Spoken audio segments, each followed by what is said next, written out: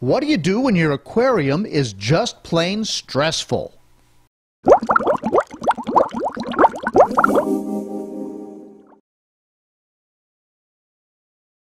You know, it makes life easier. When I put it in a customer's hand, it's as simple as saying that this is going to make your life easier. This 55-gallon tank has been featured in previous Fincasts. In its most recent incarnation, it was a minimalist tank designed around driftwood, but it just wasn't working. Hi everybody, John here. Welcome to this Fincast. I got to tell you, I love driftwood in an aquarium, and I had gathered a lot from local riverbanks to put it in this aquarium. I had a lot of African and South American, Central American cichlids, and I wanted sort of a minimalist landscape, aquascape if you will, in the tank, but it just wasn't working. In fact, it was terrible. When you think about it, the theory goes that with cichlids, the more caves and hiding places you provide, the happier the fish will be. But as a former local fish store owner, I've also noticed that when we housed lots of cichlids in tanks that had absolutely no cover, there was almost no aggression. So there's a growing number of people out there who believe that if there's nothing to fight over, the cichlids will all get along just fine.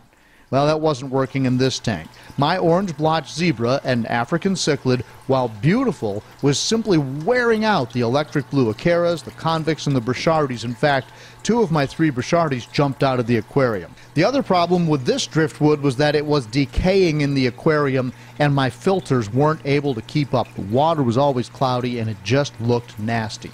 So to test my theory, I removed the driftwood, and I replaced it with rock. I wanted to add some hiding places to see if that would curb the aggression in the tank, and at least I hoped it would clear up the water. To help the process along, multiple water changes were performed, and ChemiPure was added to a brand new cleaned out filter. When the water began to clear with version 1.0, it was obvious that my OB Zebra still thought the entire tank and all the caves I created were his. There was nothing soothing about watching this, but I also decided, in fairness, I probably needed to add more caves. Over the next couple of days, however, the water at least became crystal clear. I decided I would add more caves, so I put more rock in the tank. Honestly, this rock stacking was kind of boring. I wasn't liking it very much, and for that matter, even with more caves, the OB was still up to his old tricks. Still trying to get the OB to stop attacking everything, I literally visited a local rock slide, and I added even more cover. Now, typically I worry about sharp rocks like these damaging the fish if they were to swim into them, but these rocks stacked really well, they're pretty, and I'd been eyeing them for a while. They were readily available, so I put them in the tank.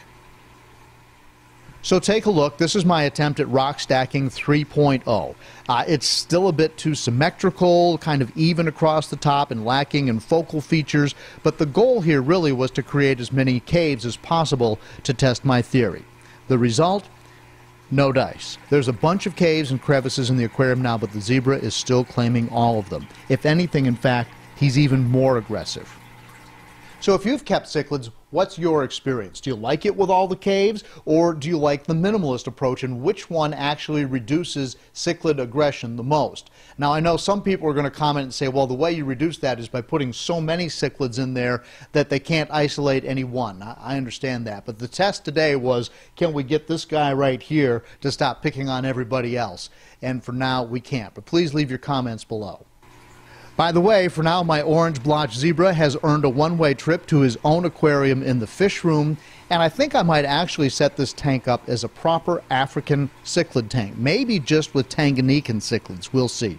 Once again, leave your comments below, and please consider subscribing to Fincasters. Remember, I cover marine and planted aquariums as well as cichlids, and coming up soon, as I said, I'll be adding some new fish to this aquarium, so keep an eye out for the next Fincast.